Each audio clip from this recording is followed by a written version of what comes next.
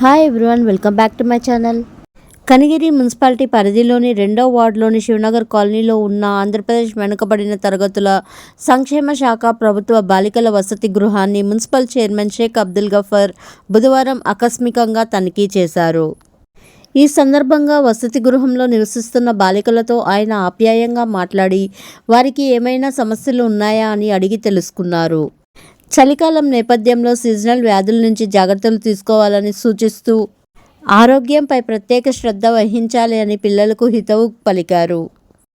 తనిఖీ అనంతరం చైర్మన్ మాట్లాడుతూ వసతి గృహ భవనం చాలా పురాతనమై శిథిలావస్థలో ఉన్నదని, అందువల్ల అక్కడ నివసిస్తున్న బాలికలు భయాందోళనకు గురి అవుతున్నారని ఆందోళన వ్యక్తం చేశారు.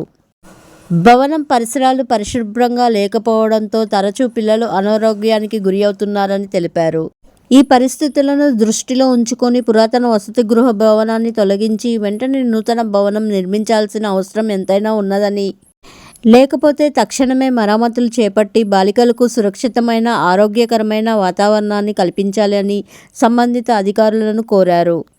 బాలికలు నిర్భయంగా ఆరోగ్యవంతులుగా ఉండే విధంగా తగిన చర్యలు తీసుకోవాలి అని చైర్మన్ షేక్ అబ్దుల్ గఫర్ స్పష్టం చేశారు. Thank you for watching. Please subscribe to my channel.